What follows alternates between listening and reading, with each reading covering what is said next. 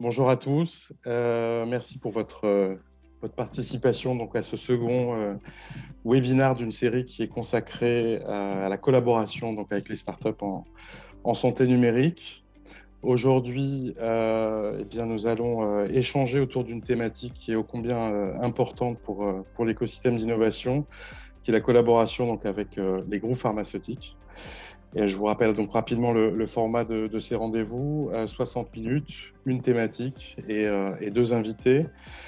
Nous avons le plaisir aujourd'hui d'accueillir en compagnie de Gaël Botterf qui va co-animer avec moi ce webinaire, Jérôme Menu qui est donc responsable innovation digitale chez Pierre Fabre Group. Bonjour Jérôme. Et puis le docteur Loïc Etienne qui est donc fondateur de Medvir.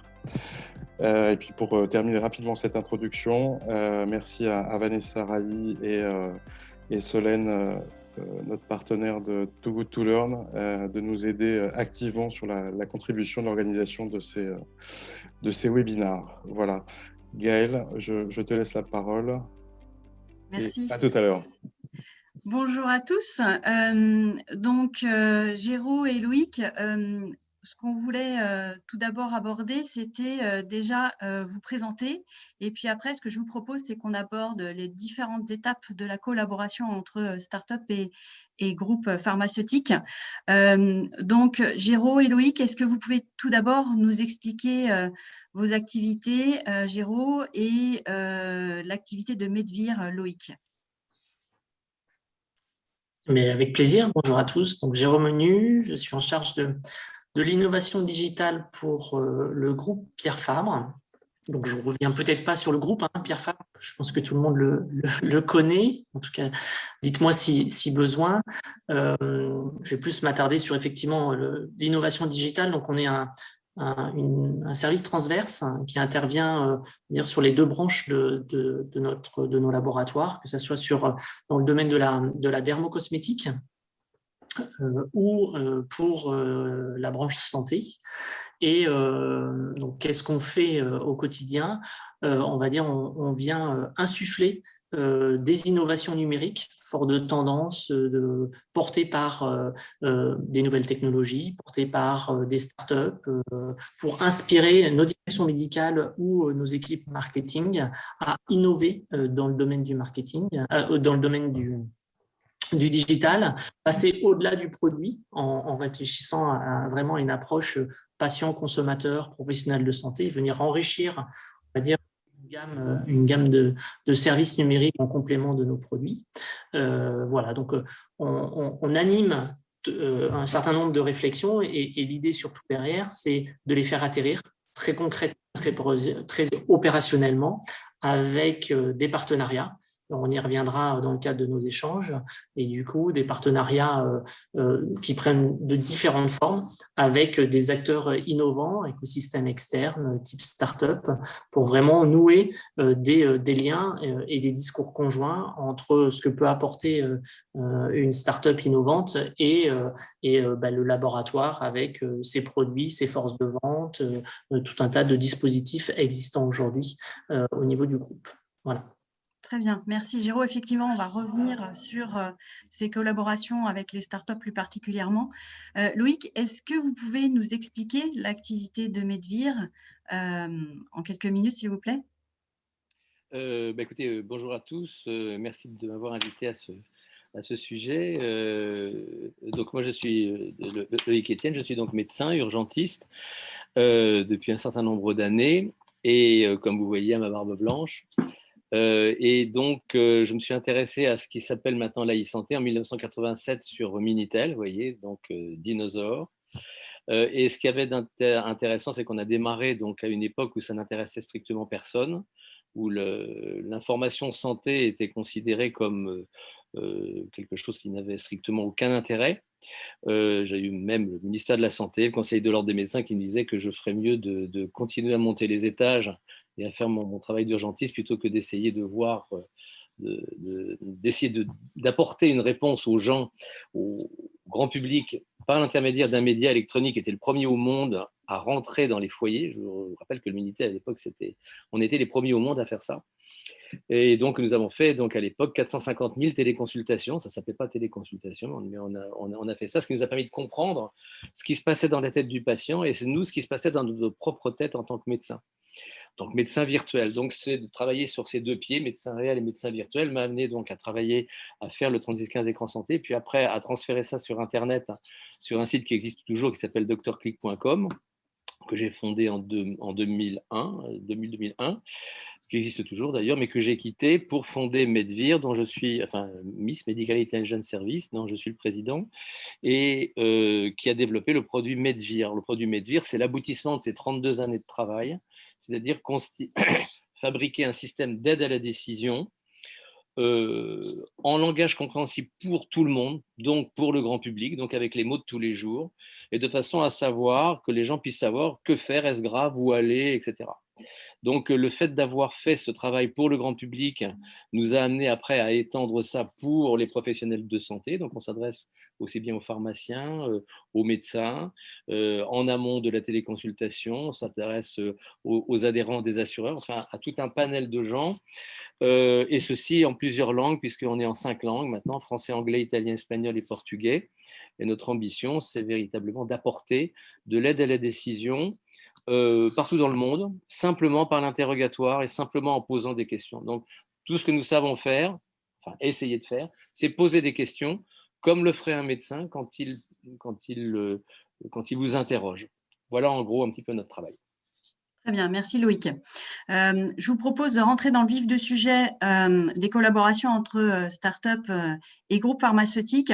La première question que je voulais vous poser, c'est à quels objectifs répondent ces collaborations? Donc, d'une part, la vision start-up et d'autre part, la vision groupe pharmaceutique.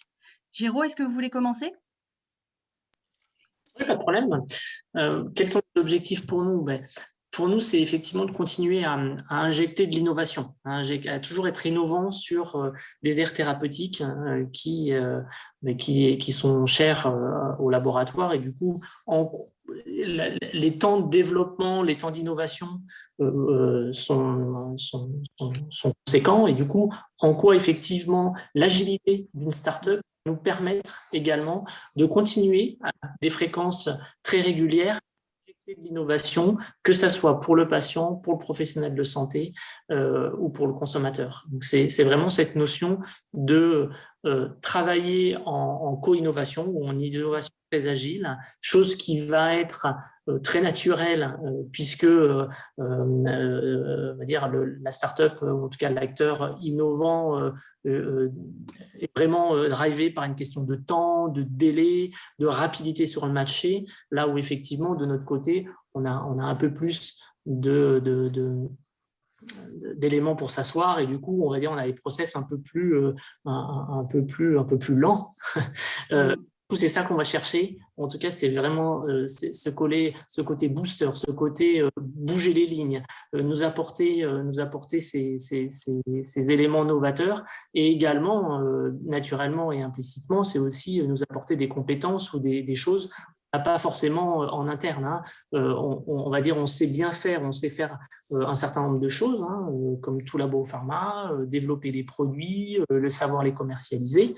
Pour autant, on n'est pas compétent sur l'ensemble de la chaîne aujourd'hui d'un patient ou d'un consommateur. C'est aussi comment on peut enrichir l'ensemble de l'expérience avec des services additionnels qui pourraient être proposés par des acteurs innovants. Donc, c'est aussi ces éléments qui nous intéressent au travers de collaboration avec des écosystèmes externes type start-up. D'accord. Donc, agilité, co-innovation, rapidité pour booster et bouger les lignes de votre côté. Et de votre côté, Loïc?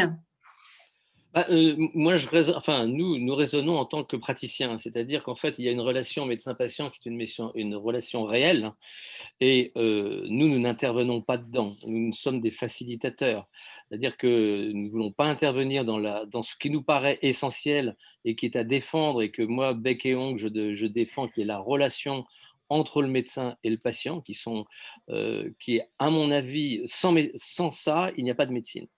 Et en tant que médecin, je ne peux pas faire autrement que de défendre cette relation médecin-patient. Alors, viennent dedans de nouveaux acteurs qui sont, on est dans un monde 3.0, hein, le médecin et le patient d'une part, et puis les machines, ce que j'appelle les machines, d'autres machines qui sont aussi bien les applications, les systèmes d'intelligence artificielle, les IoT, enfin les capteurs, etc., etc. Tous ces éléments qui sont les machines. Et dans ce monde 3.0, il y a donc une intrusion, j'allais dire, inévitable entre le médecin et le patient. Nous, on essaye d'être une brique de façon à faire à la fois un patient augmenté et à la fois un médecin augmenté. C'est-à-dire que le médecin, qu'il n'oublie pas de poser les questions importantes, qui lui permettront de ne pas passer à côté du diagnostic, et en même temps au patient qu'il comprenne bien le sens de sa plainte et les symptômes constitutifs de sa maladie. On se rend compte que bien souvent, quand la relation médecin-patient ne fonctionne pas, c'est souvent parce qu'il y a un problème d'émetteur et de récepteur. Le patient ne comprend pas forcément ce qu'a dit le médecin et le médecin ne comprend pas forcément ce qu'a dit le patient, ou il ne s'écoute pas forcément. Et nous, on est là un peu en tant que facilitateur, et paradoxalement, l'informatique et l'intelligence artificielle est là pour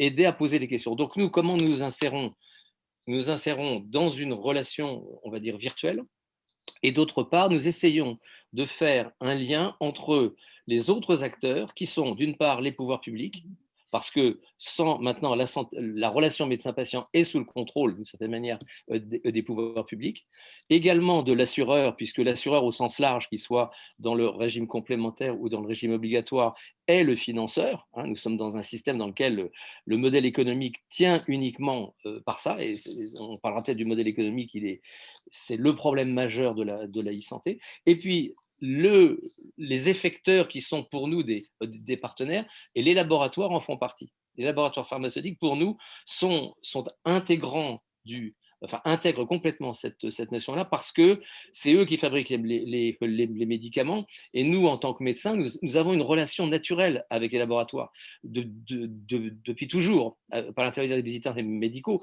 Donc, on a une relation tout à fait naturelle. Et la façon dont nous, en tant que Medvir, nous essayons de nous positionner, c'est d'être justement un acteur qui est un petit peu au carrefour de tous ces mondes, le monde des patients, le monde des médecins, le monde de l'industrie pharmaceutique, le monde des pouvoirs publics et le monde des assureurs. Voilà un petit peu notre objectif, c'est ça, c'est créer du lien par l'intermédiaire de nos applications. Et c'est intéressant parce que justement, en étant au milieu de cet écosystème-là, qu'est-ce qu'on peut voir justement comme type de partenariat avec les groupes pharmaceutiques? Alors, si vous me posez la question, les partenariats, je pense que ce sont des partenariats déjà sur le plan de la compréhension des choses. Nous nous adressons à des patients. Les laboratoires s'adressent à des patients, mais par l'intermédiaire de molécules, par l'intermédiaire de produits. Et donc, notre vision du patient, elle n'est pas la même, mais elle est complémentaire. Et donc, la relation, c'est déjà la relation avec l'industrie pharmaceutique, c'est déjà de savoir de quoi nous parlons et de quelle partie du patient nous parlons. Nous, en tant que médecins, nous adressons aux patients, et donc, je dis médecin, mais en tant que Medvir, parce que Medvir, c'est une sorte de médecin virtuel. Donc, j'ai tendance à être un petit peu schizophrénique, mais à mélanger un petit peu le réel et le virtuel. Donc, en tant que médecin, d'une manière générale, qu'il soit réel ou virtuel, c'est ça, c'est la partie du patient qui est l'écoute du patient, l'écoute de sa plainte, l'écoute de ses symptômes, et l'aider à prendre la bonne décision. Notre rapport avec le médicament, donc, il est complètement différent, parce que nous nous adressons à cette partie, j'allais dire, une partie que le laboratoire ne connaît pas forcément, parce qu'il n'a les retours qu'au travers de toute la surveillance thérapeutique, mais il n'a pas forcément le vécu du patient au jour le jour. Moi, je suis allé voir justement Pierre Fabre il y a de ça il y a de ça 4 ans, parce que quelqu'un à l'intérieur de Pierre Fabre était intéressé. Et j'ai proposé un système qu'on a développé qui est sur l'observance. L'observance est important parce que s'il n'y a pas une observance, si le patient n'observe pas le traitement, ça va être difficile. Et nous, les médecins, et le labo et tout le monde va être pénalisé par le fait que le patient observe mal. Et on a essayé de comprendre les raisons pour lesquelles le patient observe mal et on a mis en place un système d'observance par l'interrogatoire. Et j'ai été très étonné et je vous avoue un petit peu déçu de voir que je n'ai pas eu d'écoute parce que j'avais l'impression que ça n'intéresse, c'était pas le sujet, que j'étais à côté. Alors c'était peut-être il y a 4 ans, c'est peut-être trop tôt, mais voilà, donc les objectifs que l'on peut avoir et les rapports que l'on peut avoir avec le labo ne sont pas forcément les mêmes. J'en ai d'autres avec d'autres labos, donc sur un plan sur l'éthique, par exemple, où on me sollicite en tant qu'expert. Mais vous voyez, nous avons du mal à nous entendre parce que nous ne parlons pas exactement forcément des mêmes aspects du patient. D'accord. Enfin, je ne sais pas si j'exprime correctement. Effectivement, vous avez des approches qui sont peut-être différentes et des objectifs qui sont différents. Jérôme, vous pouvez peut-être nous donner justement le point de vue côté groupe pharmaceutique, c'est intéressant. Oui, bien évidemment. Effectivement, je vais rentrer peut-être un peu plus derrière sur les différents modèles de partenariat qu'on a aujourd'hui déjà établis. Juste pour rebondir sur un des points, je pense qu'avant le modèle, je rejoins complètement sur ce qui était annoncé exprimé par le professeur. C'est vraiment un discours commun et une ambition commune. Et tant qu'on n'a pas ça, c'est comme toute relation ou comme toute collaboration, le deal ne marchera pas. Donc moi, j'attache énormément d'importance à faire en sorte qu'on se rejoigne, que ce soit avec une start-up ou dans n'importe quel deal ou partenariat, sur le fait qu'il y a un intérêt dans le temps donné sur lequel on va s'entendre à grandir mutuellement. Comme je l'ai dit tout à l'heure, nous, on y voit un intérêt en termes d'innovation, en termes de bouger des lignes, en termes de se rapprocher bien évidemment du patient d'une autre manière, comme l'a expliqué le professeur.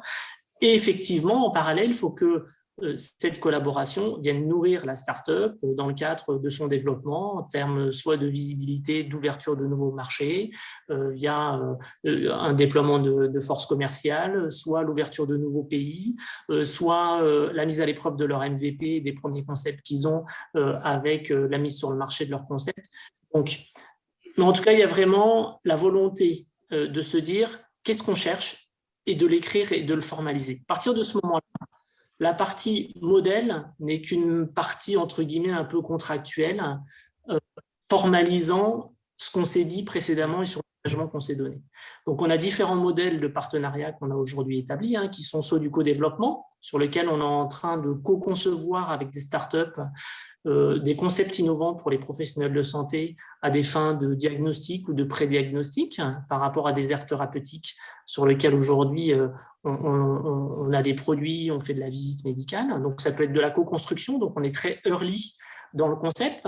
Les startups avec qui on travaille là-dessus travaillent ou conçoivent les prototypes avec des boards médicaux sur lesquels on les accompagne.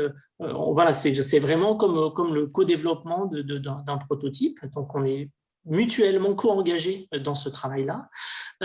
Ça peut être des partenariats on va dire commerciaux ou économiques, c'est-à-dire que on a trouvé écho dans nos discours communs et du coup en fait on va faire du co-branding, on va travailler sur une promesse commune entre l'approche apportée par la start-up et ce que le laboratoire peut apporter. Donc on va dire c'est de la visibilité, des actions, de la distribution. Donc c'est un deuxième volet.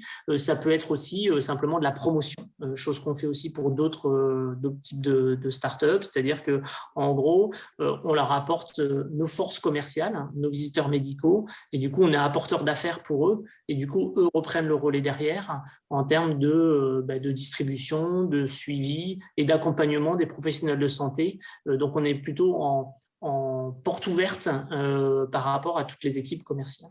Chose que nous, pour l'instant, on ne fait pas et que d'autres laboratoires pharmaceutiques font, c'est toute la partie incubation, donc vraiment accompagnement des jeunes startups sur un dispositif vraiment structuré, que ce soit un accompagnement juridique, business model, etc. Donc, que nous, on laisse plutôt à des pépinières avec lesquelles on a l'habitude de travailler. Et on est en discussion avec Eddy régulièrement sur tout ça. Donc voilà, donc toute cette partie plus hébergement, écosystème startup, on va dire, c'est plutôt, on laisse ça aux pépinières privées ou publiques, et du coup, on travaille plutôt avec eux en collaboration pour voir s'il y a des jeunes pousses ou des acteurs qui seraient intéressants sur lesquels derrière, ce serait intéressant de collaborer. Et du coup, on en revient aux différents modèles que je citais précédemment. D'accord, très bien, c'est clair. Maintenant, si je reviens sur des points très concrets pour aider les start-upers qui nous écouteraient, qui seraient présents aujourd'hui, on va reprendre au début de la collaboration. Très concrètement, quels sont les interlocuteurs clés à contacter dans un groupe pharmaceutique? Géraud, donc vous avez une entité qui est dédiée, mais ce n'est pas le cas de tous les groupes pharmaceutiques. Loïc, vous avez peut-être justement été confronté à ces situations où le contact clé n'est pas forcément clairement identifié. Donc, est-ce que vous pouvez nous faire part justement de vos expériences à ce sujet-là? Oui, bah écoutez, moi j'ai été en contact avec, et je suis en contact d'ailleurs avec pas mal de labos. Je vous avoue que c'est beaucoup plus simple maintenant, j'ai l'impression. J'ai l'impression que c'est beaucoup plus simple que ça n'était. Il y a de ça 15 ans, c'était extrêmement difficile. C'était pas structuré, les labos vendaient surtout du médicament, ils étaient dans des problématiques marketing, et quand ils faisaient appel à nous en tant que professionnels de santé, c'était un peu pour avoir une caution ou pour avoir un éclairage, mais il n'y avait pas du tout cette volonté que M. Menu a décrit, qui est une volonté collaborative et une volonté de co-construction. Maintenant, ça y est, ça existe. Ça existe, et enfin, de notre expérience, là où nous en sommes, je ne peux malheureusement pas vous donner de nom parce que je suis tenu par la confidentialité sur des choses que nous sommes en train de faire en ce moment, mais qui avance très très bien, et dans laquelle le laboratoire avec lequel nous travaillons a véritablement une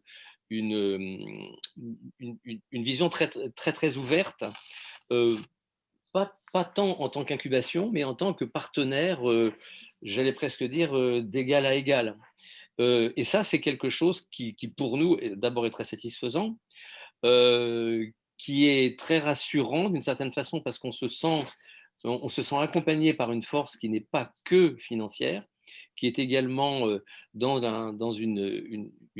l'accomplissement d'un produit réel. Vous voyez, on n'est plus dans la promotion d'un médicament ou autre chose, on est réellement dans la fabrication d'une application ou d'un élément qui va servir dans la vie de tous les jours, soit aux patients, soit aux médecins, soit aux deux, et également au pouvoir public, et également à celui qui finance. Donc en fait, nous sommes dans un écosystème à 5, en fait, en l'occurrence, c'est un écosystème à 5 dans lequel tout le monde trouve son compte. Là, ce que nous avons, donc c'est véritablement, nous sentons que ça avance bien, ça avance beaucoup mieux que ça n'existait.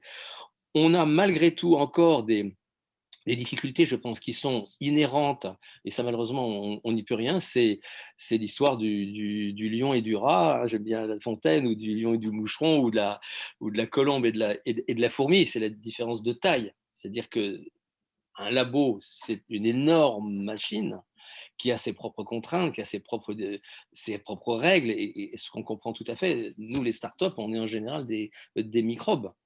Et la différence de la taille cette problème de taille rend les choses difficiles parce que le moucheron, il a peur de se faire bouffer. Et en même temps, le lion, il a la nécessité de faire passer l'idée par des arcanes qui sont les siennes, et parce qu'il a des actionnaires, il a des protocoles. Et donc, on comprend tout à fait les deux, mais il y a ce problème de taille, c'est un problème de taille justement, qui, bien qu'on puisse avoir des problèmes, une vision commune, une volonté commune, des objectifs communs, rend les choses assez difficiles. Et c'est comme ça. C'est comme ça. Il faut arriver, si j'avais un message que je pouvais donner, c'est de faire comprendre à l'industrie pharmaceutique que nous n'avons pas le temps pour nous. Pour nous, on est la vie d'une start-up, elle se compte en. Nous sommes au mois, hein, nous sommes au mois ou à plusieurs mois. Un labo, il a des années devant lui. Nous n'avons pas des années devant nous. Nous devons avancer parce que nous avons des frais généraux, etc. Il y a également une autre notion qui est un peu difficile, je pense, c'est la notion de la propriété. Le labo voudrait avoir une propriété, parce que c'est normal, il paye pour ça, il veut avoir la propriété. Mais en même temps, si la start-up, on la dépouille de sa propriété, elle est morte, elle est finie. Donc, il y a une sorte vous voyez, même sans qu'il y ait des mauvaises intentions, je ne dis pas du tout qu'il y ait des mauvaises intentions, mais le fait qu'il y ait cette différence d'appréhension de la notion de propriété, ça pose également des problèmes. Donc, c'est ça qu'il faudrait arriver à fluidifier, à organiser. Et il y a peut-être d'autres points que je ne vous ai pas cités, mais voilà. Oui, effectivement. Donc voilà, différents points d'entrée dans les groupes pharmaceutiques. La problématique, je dirais, de stratégie d'évolution et de timing qui sont différents entre des entreprises de taille complètement différentes. Et le problème de la propriété intellectuelle, on va revenir dessus parce que ça fait partie des éléments, entre autres, à bien anticiper quand on contractualise entre ces deux entités-là. Géraud, justement, vous, de votre côté, point d'entrée, alors chez Pierre Fabre, effectivement, il y a une entité qui est clairement identifiée, mais quand, effectivement, un groupe pharmaceutique n'a pas une entité identifiée, autre point également, quand l'entité innovation est au niveau corporate, que le corporate n'est pas en France, comment une start-up s'y prend? Et face aux éléments évoqués par Loïc, quel est votre point de vue? Alors, déjà, oui, par rapport à ce que disait Loïc, effectivement, on s'améliore. Donc, j'entends, merci. Hein. Le chemin n'est pas toujours évident, hein, mais tout ce qui a été effectivement remonté, c'est ça qu'on cherche à faire évoluer. C'est-à-dire, et on le sait très bien, les retours, avant même qu'on lance ce service, la start-up, les retours qu'on avait, hein, c'était on ne sait pas à qui taper, on a été voir monsieur, on n'a pas de retour depuis 2 ans, on a été voir madame, ça fait 6 mois qu'on n'a pas de retour. Et du coup, clairement, comme le disait Loïc, on n'a pas le même temps, le même temps, on n'a pas la même logique au temps. Et c'est tout ça qu'on cherche à faire au quotidien, en tout cas que moi je cherche à faire avec les équipes, mes équipes, c'est faire transformer ou faire bouger ces lignes et tout ce travail d'acculturation en interne, et de préparation auprès des équipes médicales au marketing, en se disant, vous voulez innover, donc déjà, précisons qu'est-ce que vous voulez faire, c'est quoi la promesse, auprès de qui, sur quel concept, et du coup, vraiment travailler sur l'innovation ou le service qui pourrait être envisagé pour qu'une fois que j'ai un métier, une direction médicale ou un marketeur suffisamment prêt, ayant les lignes budgétaires, ça soit d'autant plus facile pour derrière les contractualiser, qu'ils soient d'autant plus séduits par un pitch startup. Si ce travail n'a pas été fait en amont, on retombe sur oui, c'est intéressant. Et en gros, comme on n'a pas le même temps, ce oui, c'est intéressant, tous les process de l'entreprise qui sont des process budgétaires classiques, en gros, ne vont pas bouger. Et du coup, je vais passer beaucoup plus de temps, moi, en amont, à travailler tout ça avec le métier pour être prêt vis-à-vis de la startup. Et en tout cas, l'engagement qu'on cherche ou qu'on s'efforce à faire, c'est que quand on a un rendez-vous startup, c'est de revenir vers elle dans les toutes prochaines semaines en lui disant oui, on fera quelque chose ou non, on arrête. C'est-à-dire qu'on ne va pas vous monopoliser parce qu'il n'y a pas d'intérêt à court terme avec vous, et ce n'est pas grave, mais autant se le dire rapidement pour que mutuellement on ne perd pas du temps. En tout cas, nous, ça veut dire que le métier n'est pas suffisamment mature pour travailler avec vous d'une manière agile, et du coup, vous allez vous épuiser, vous, start-up, par rapport au temps que vous avez envisagé derrière. Donc, c'est vraiment aider le métier à mûrir en interne pour être plus prêt et ne pas réentendre les retours de Loïc qu'on cherche à faire en interne, et du coup être au plus proche du bon rendez-vous. Hein, alors, excusez-moi de prendre la similitude, mais c'est comme dans un couple, il faut être au bon rendez-vous au moment. Exactement. Et s'il y a un décalage, eh bien, ça va marcher, mais autant se le dire tout de suite, plutôt que de chercher à faire en sorte de faire attendre l'un ou l'autre, et du coup, au final, d'en être déçu. Donc, c'est ça qu'on cherche à faire. Sur le côté international que vous me posiez, Gaël, je dirais le côté international n'est pas un sujet. On travaille, on est un groupe international. Donc, moi, on a l'organisation qui fait que dès qu'il y a des acteurs innovants, on source, nous, des acteurs. En fait, on a plutôt une logique par rapport justement à tout le travail préparatoire de c'est quoi les territoires d'innovation, c'est quoi les métiers qui sont aujourd'hui matures à innover, sur quel concept, et ensuite on va aller sourcer les acteurs qui ont des promesses dans ce sens-là, à un niveau français et ou international. Bien évidemment que si une start-up tape à la porte, on va l'écouter, et moi je vais faire ce premier filtre et je vais lui dire oui ou non, c'est un sujet d'actualité pour nous, en lien avec la stratégie du groupe, ou en lien avec une direction médicale, et à ce moment-là, ça fait sens qu'on avance ou qu'on continue à discuter, ou c'est trop prématuré et on se revoit dans 6 mois, 1 an, moi, me laissant le temps, parce que j'ai trouvé le concept intéressant, d'aller séduire ou d'aller travailler le métier en interne pour faciliter une prochaine rencontre. Et là, à un niveau français, international, le sujet de la localisation n'est pas fort. On a des bases derrière qui nous permettent et qui nous outillent, nous permettant de partager un petit peu tout ça de manière collective et collaborative au niveau du groupe. Mais je dirais, il n'y a pas de barrière géographique. En tout cas, par rapport à votre question, Gaëlle, c'est ça que je voulais faire passer comme message. D'accord. Et moi, je voudrais justement prolonger ce que vous dites, parce que je suis tout à fait d'accord avec vous. Nous, en tant que start-up, il y a des éléments que nous avons du mal à prendre en compte parce que ce n'est pas notre culture. Et on ne s'en rend compte que quand on travaille véritablement avec des labos, où on se rend compte qu'il y a un côté réglementaire qui est absolument mais énorme, qui est une contrainte pour vous en tant que labo, et qui nous est imposé parce que c'est comme ça, un dispositif médical, 1, 2, 3, 4, nous on est aussi dispositif médical de classe 1, ça nous a coûté cher, on va passer en dispositif médical de classe 2A, qui va nous coûter également très cher. Bon. Et donc, le fait de passer en dispositif médical, ça nous permet d'approcher la problématique épouvantable auxquelles sont confrontés les labos. Et je pense que les startups ne mesurent pas à quel point les contraintes qu'on nous fait subir, nous, en tant que start-up, sont dues au fait que les labos eux-mêmes sont soumis à des contraintes absolument draconiennes. Et je pense que s'il y a un message à donner, que je peux donner à des start-up, c'est que s'il y a des difficultés à travailler, à converser avec un labo, ce n'est pas forcément de la mauvaise volonté de la part du labo, mais c'est parce que nous sommes dans des mondes différents et dans lequel le monde de la réglementation des dispositifs médicaux est absolument draconienne, et que nous, en tant que start-up, on a parfois tendance à être un petit peu des petits oiseaux qui pensons que tout ça c'est très beau, et que voilà, on a une bonne idée et qu'on ne comprend pas pourquoi les choses ne passent pas.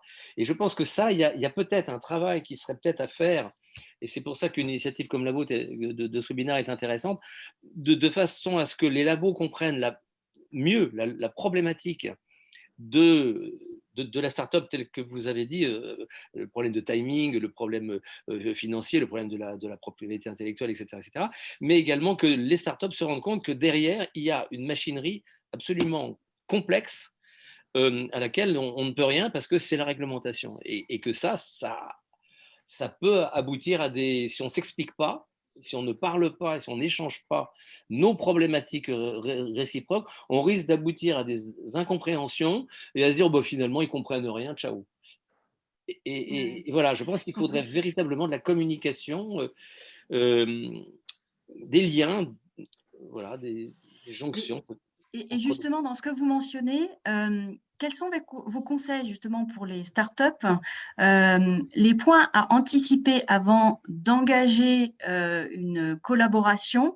On a parlé IP, on a parlé les points réglementaires à anticiper. Quels sont les autres éléments auxquels doit se préparer une startup avant d'aller voir un groupe pharmaceutique? Alors là, je serais bien présomptueux de vouloir donner des conseils là-dedans. Vous savez, tout ce que je peux vous dire à la lueur de mon expérience qui remonte à 32 ans, et avec cette évolution qui va dans le bon sens, hein, c'est que déjà, la problématique, je pense que pour une startup, on doit se faire son examen de conscience de se demander, mais finalement, est-ce que nous répondons à un besoin? Parce qu'on a des envies. Les entrepreneurs, on est tous des gens qui sommes prêts, on est Bernard Palissy, on est prêt à brûler nos meubles pour une idée. Parce qu'on y croit, parce qu'on est passionné, parce que, alors pas forcément pour faire de l'argent, hein, moi honnêtement c'est pas c'est pas que ce soit pas mon problème, mais c'est pas mon objectif. Moi, vous avez dit, Géraud, faire bouger les lignes. Moi, j'ai absolument la même ambition, faire bouger les lignes. J'aimerais bien que la relation médecin-patient, la médecine, la relation humaine dans laquelle vont venir les machines, qu'elle bouge, qu'elle évolue, mais qu'on ne se fasse pas bouffer par les machines et qu'on aboutisse à un monde 4.0 qui serait une horreur. On aboutirait au meilleur des mondes, à Aldous Huxley et compagnie. Donc, l'idée, c'est de se dire quel est finalement le besoin. Est-ce que mon innovation, ce que je veux promouvoir, va améliorer les choses? Est-ce que ça va aller dans le bon sens? Donc, il y a une réflexion éthique à la base, une réflexion des besoins. Ce n'est pas qu'une histoire, je vais faire une petite application et puis je vais gagner des millions parce qu'il y a un marché. Non. Je ne pense pas qu'il faut raisonner en termes de marché. Le marché n'est que la conséquence. Si on veut faire quelque chose, il faut que ce soit utile. Il faut que ça serve, et que ça serve dans le quotidien, et que ça serve la relation médecin-patient. Si c'est quelque chose qui détruit la relation médecin-patient, je pense qu'il faut le mettre à la poubelle. Je pense. Ça, c'est une réflexion. Le besoin médical, effectivement. Voilà, le besoin médical et la réflexion éthique. Est-ce que ça répond à un besoin, mais à un besoin réel? Et est-ce que c'est éthique? Si vous répondez oui à ces deux questions, à ce moment-là, vous pouvez commencer à faire avancer votre idée et donc à aller voir des gens qui vont vous permettre de faire des POC et puis de financer, etc. etc. Enfin, moi, c'est le point de départ déjà que je dirais. Et Géraud, de votre point de vue pour compléter, effectivement, moi je dirais, et je reviens du coup à ce qui va être ce que je disais tout à l'heure sur l'élément qui derrière va être formalisé au travers d'un contrat de partenariat. C'est pourquoi on se rencontre. Qu'est-ce que vous, start-up, vous attendez d'un labo? Est-ce que c'est de la co-construction, de la visibilité, un boost commercial sur un territoire, de l'argent? Mais en tout cas, qu'on se dise les choses dès les premiers rendez-vous. C'est-à-dire, vous avez un pitch et vous le maîtrisez super bien. Et si on se rend compte, c'est que, je dirais, par rapport à ce que je disais, j'ai bien fait mon taf, c'est-à-dire que j'ai quelqu'un qui est suffisamment mature pour comprendre votre promesse et l'intégrer dans une offre servicielle aux côtés du produit que lui maîtrise. Et du coup, ce que moi je vais attendre, en tout cas ce qui va me dire qu'on va réussir à travailler, c'est que au-delà du pitch, qui est limpide, etc., mais ça sur lequel… Et du coup, sur la promesse que vous disiez, Loïc, sur effectivement une crédibilité médicale et tout ce qui va bien derrière pour sécuriser, on va dire, le médecin, etc. Derrière, moi, ce qui va être important, c'est qu'est-ce que vous attendez vis-à-vis d'un labo vous vous dites, je vais taper à la porte d'un labo. Au final, j'en attends quoi? J'en attends de l'argent, et j'en attends dans les 6 prochains mois. J'en attends quoi? Que les VM promeut le service. Donc, ça veut dire qu'on va le traduire d'un point de vue modèle économique et d'un point de vue contractuel. Ça va être un dispositif qui va être mis en avant, etc., avec un partage de notes, de fees, etc.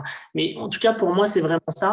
Et quelquefois, voilà, j'ai des pitchs, ça se passe bien, et puis on en reste OK. Pour moi, il faut vraiment se dire, vous, en tant que start-upper, vous attendez quoi de nous? Parce que nous, indirectement, on sait ce qu'on va en attendre, puisqu'en fait, j'ai fait tout le travail avec les équipes médicales au marketing. Donc, s'ils sont séduits, ils vont vouloir y aller. Et du coup, on aura déjà franchi la marche de qu'est-ce que vous attendez de nous? Un jeton financier, enfin, je reviens, vous avez compris un peu là le message que je voulais faire passer. D'accord, c'est clair. Donc, effectivement, exprimer clairement le besoin au-delà du pitch, au-delà de la promesse apportée. Et de l'autre côté, effectivement, que ça réponde à un vrai besoin médical et une réelle éthique, un projet éthique. Voilà, bien compris. Une fois que la collaboration est établie, comment est-ce que vous gérez la gouvernance? Quel est le mode de gouvernance pour ce type de projet de collaboration entre start-up et groupe pharmaceutique? Est-ce que vous mettez en place un steering committee? Qui serait présent dans ces steering committees au niveau de la start-up, au niveau du groupe pharmaceutique? Est-ce que vous pouvez m'en dire plus? Alors, pour vous donner derrière comment je suis assez process, mais je vais essayer d'en faire le moins possible. C'est-à-dire que naturellement, l'entreprise va me rentrer dans des process classiques de pilotage, de reporting, etc., etc. Sauf que si je mets tout en place, toutes les attentes, on va crouler dans une multiplicité de meetings, de comités, et qui vont alourdir en fait le temps nécessaire à une bonne collaboration. Comme le disait Loïc, et chose que je suis persuadé, le temps n'est pas le même. Donc, si je mets en place une organisation de guerre, je sais qu'on va perdre la start-up. Donc, ça marche avec certaines start-up qui sont déjà un peu plus avancées. Pour les start-up un peu plus jeunes, etc., il faut mettre une organisation beaucoup plus légère, avec un mode de collaboration beaucoup plus agile. Et d'une manière générale, c'est comme ça qu'on fonctionne. Voilà. Après, sur les plus gros deals ou les startups un peu plus conséquentes, on retrouve une organisation un peu plus classique, effectivement, avec des comités de pilotage, des remontées auprès du board, etc., etc. Donc, c'est vraiment, en tout cas, l'agilité, la flexibilité est le maître mot en fonction de la nature du deal ou du partenariat. Je dis deal, mais plutôt de la nature du partenariat et de l'acteur avec qui on discute. On ne va pas mettre une organisation de guerre si dans la start-up, ils sont une dizaine ou s'ils sont 2. Moi, naturellement, je peux facilement mobiliser 25 personnes entre eux, effectivement. Et Loïc, le médical, le marketing, le réglementaire, le juridique, les achats, etc. Donc, très rapidement, je peux faire un tour de table avec 25 personnes et 2 personnes en face de moi qui vont se faire… Enfin, ce n'est pas le but. Le but, c'est d'être agile. Donc, c'est de se dire qui sont les acteurs clés dans le cadre de cette collaboration. Et du coup aussi, autre point qui pour moi est important, c'est que progressivement, j'ai un double challenge. C'est travailler le métier en amont, pour qu'il soit suffisamment mature dans le cadre de la rencontre avec la start-up. Mais derrière, les gens avec qui je travaille en interne, c'est des directeurs médicaux, c'est des directeurs marketing, etc. Et du coup, ils ont l'habitude de gérer des projets. Ils ont l'habitude de travailler avec des acteurs externes. Et du coup, pourquoi ils travailleraient différemment avec une start-up que n'importe quel autre partenaire qui peut être un fournisseur de matières premières, etc. Donc, ils ont l'habitude de gérer des projets. Et du coup, une fois que la collaboration s'est établie, une fois que la mayonnaise a pris, moi, tout mon intérêt, c'est de me retirer progressivement et de laisser naturellement les choses se faire et que la collaboration se passe comme n'importe quelle collaboration, que ce soit une start-up de la tech ou une un partenaire d'une matière première ou un fournisseur divers et variés. Donc, c'est vraiment ça. Donc, en termes de pilotage, c'est de l'agilité, de l'accélération au début, parce que c'est important pour arriver à faire comprendre l'histoire au temps et progressivement faire monter en puissance et en compétence les équipes opérationnelles pour qu'elles reprennent les actions de pilotage projet et que progressivement, la direction s'efface au profit des acteurs qui sont légitimes sur le sujet, quoi. D'accord, c'est très clair, merci. Et Loïc, votre expérience sur la gouvernance? Alors, dans une startup, la gouvernance, elle est beaucoup plus simple, vu qu'on est, donc on a notre codir, et puis en fait, la communication est extrêmement agile, elle est assez horizontale, hein, elle n'est pas pyramidale. De ce fait, l'agilité est importante. Donc, enfin, en général, dans les startups que je connais, j'en connais pas mal qui sont comme dans le même cas que nous. Nous avons tendance à travailler véritablement en travail commun avec le côté IT, le côté médical, le côté juridique, le côté ceci, le côté cela. Le problème, c'est que nous sommes obligés d'avoir, on n'a pas un spécialiste, on n'a pas 25 spécialistes dans une startup. Et on n'a pas forcément les spécialistes les plus compétents. Donc, notre gouvernance, nous n'avons pas de problème de gouvernance. Ce qui manque, je pense, et je vais peut-être essayer de prendre de la distance avec ça, je pense qu'en fait, il faudrait mettre en place des deux côtés des éléments qui permettent une relation empathique. Je m'explique ce que j'entends par là, et c'est ce que j'ai ressenti dans le travail que nous faisons en ce moment avec ce laboratoire, c'est-à-dire véritablement, il s'est mis en place une certaine relation empathique, c'est assez étonnant, mais qui est le fait que il faut qu'il y ait, je pense, dans le labo, il faut qu'on ait un avocat. Il faut que la start-up ait un avocat. De la même manière que dans la start-up, il faut que le labo ait un avocat. C'est-à-dire que l'on puisse comprendre la problématique de l'autre. Si on reste véritablement chacun sur son quant à soi, en voyant dans l'autre un ennemi potentiel ou quelqu'un qui va risquer de vous bouffer votre propriété, ou de l'autre côté un labo qui se dit on essaie de nous vendre pour très cher une petite souris. Vous voyez, entre cette vision qui n'est pas empathique, qui est une vision un peu de méfiance, et qui est là encore une histoire de problème de taille et un problème de domaine d'action. Si on reste là-dedans, on n'arrivera pas, on aura du mal à comprendre ce que veut l'autre. Or, bien souvent, l'autre, il vous veut pas du mal. Et il n'est pas là pour vous bouffer vos sous, de même qu'il n'est pas là pour vous bouffer votre propriété. Et ce qu'il faudrait, je pense, c'est qu'il y ait, de façon presque structurelle, organisée, une espèce d'émissaire, alors j'ai dit avocat, mais une sorte d'émissaire émis des deux côtés qui permettent de fabriquer, alors c'est peut-être angélique ce que je dis, ou peut-être un peu utopique, mais qui permettent, sans dévoiler les plans des uns et des autres, mais qui permettent de dire voilà notre problématique, ou voilà notre problématique, et que donc grâce à ces échanges d'émissaires, comme entre deux pays, à ces échanges d'émissaires, on puisse mieux comprendre la problématique de l'autre. Parce que quand on comprend la problématique de l'autre et qu'on essaie de se mettre à sa place, même si c'est un très gros et que nous, on est un tout petit, en se mettant à la place de l'autre, finalement, on trouve mieux les moyens de nouer un deal qui va être gagnant-gagnant et qui va faire qu'il va se faire, alors que bien souvent, les choses ne se font pas parce qu'on n'a pas compris ce que voulait l'autre et qu'on n'a pas pris en compte sa problématique. Je pense que s'il y a des échanges d'émissaires, ça serait intéressant. Enfin, c'est une idée. Ouais, je vous rejoins complètement. Hein. C'est ce que j'ai exprimé, moi, au travers de mes mots, par jouer carte sur table. C'est-à-dire, c'est vraiment se livrer sur les premiers meetings, sur qu'est-ce que vous attendez, c'est quoi l'intérêt pour vous. Et nous aussi, on se doit d'exprimer lors des premiers rendez-vous ce que nous, on voit comme potentiel et comme intérêt dans la collaboration. Et ça, c'est clé, c'est indispensable. Ça doit être fait très rapidement. Si ça n'a pas été figé dès les premiers rendez-vous, ça ne va pas. Et pour moi, c'est le nerf de la guerre de la collaboration start-up, grand groupe, enfin, encore une fois, c'est comme n'importe quelle relation et il ne faut pas se dire oui, c'est un grand. Oui, du coup, on va apporter de la complexité, on va apporter, mais aussi on va apporter des savoirs et des compétences, du réseau, enfin tout un tas d'autres choses qui va venir nourrir la start-up, etc.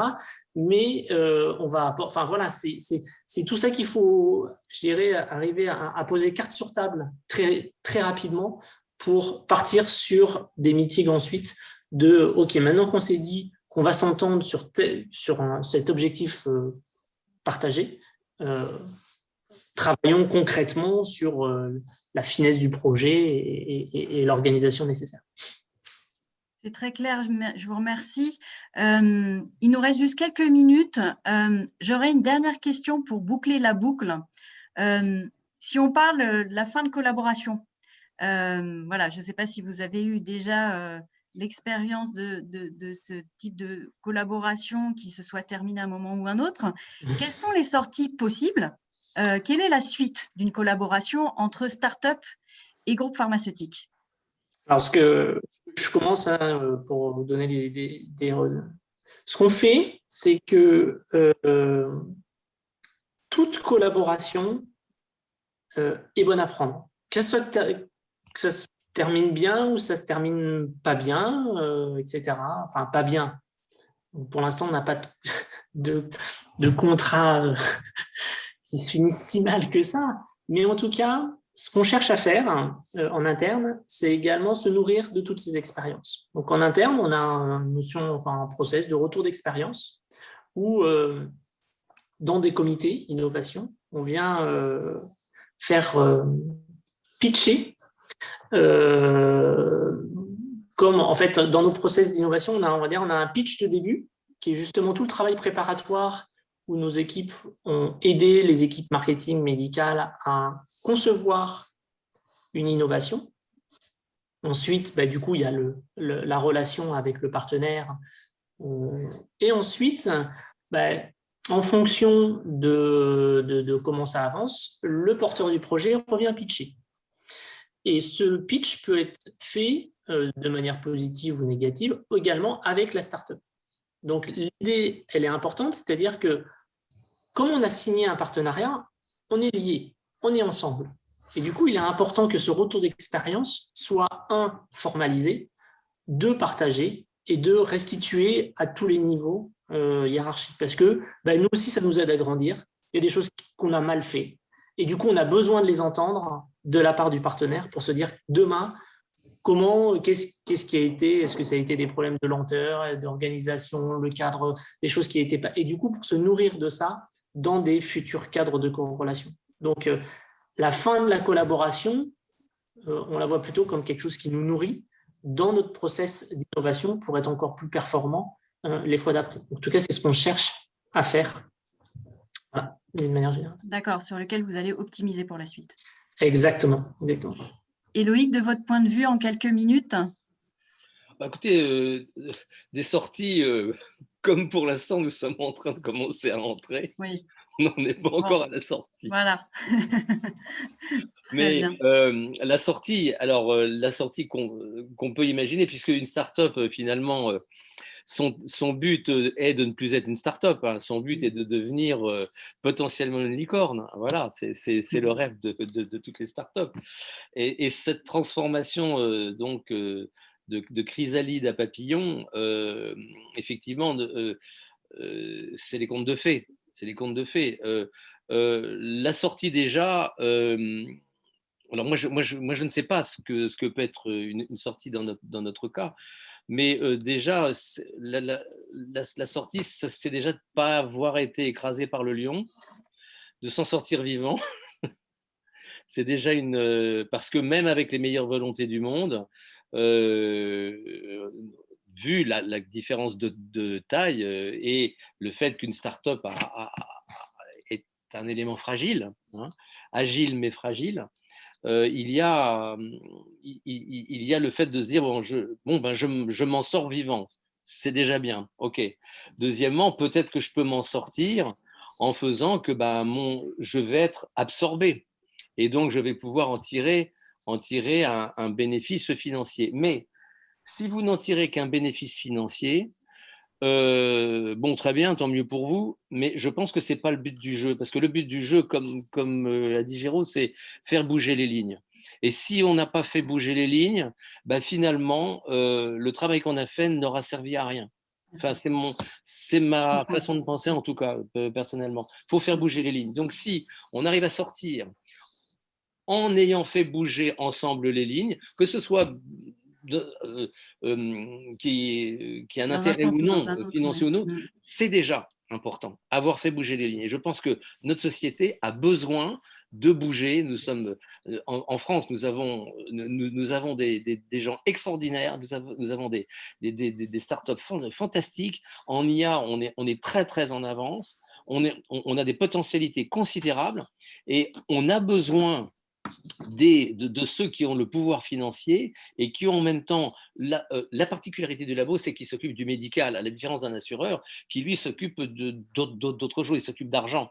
Le labo, il s'occupe de la santé des gens en même temps. Donc, si on arrive à faire en sorte, à mettre en place quelque chose qui nous permette d'avoir fait bouger les lignes, ben je pense que déjà, c'est très bien. Alors, on est racheté, on n'est pas racheté, j'allais dire, c'est pas le but, ce n'est que la conséquence. Bon, et puis il se passe ce qui se passe, on ne sait pas. Je peux pas répondre. Donc, non, mais c'était très clair. C'était très clair. Après, moi, je reviens juste sur un point par rapport à ce que vous disiez, Loïc, hein, c'est sur le fait de ne pas se faire manger par le lion. Il faut vraiment, je dirais, aussi peut-être retirer cette image.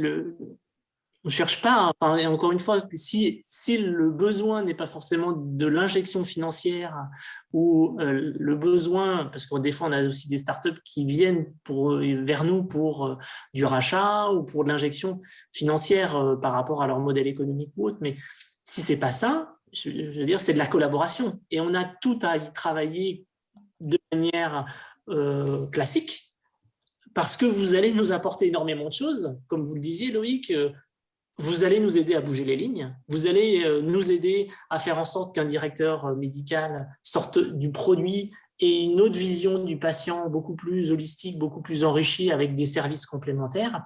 Et rien que ça, c'est énorme. Et du coup, ça peut être juste, on va dire, cette collaboration peut être là pendant 1 an, 2 ans, 3 ans.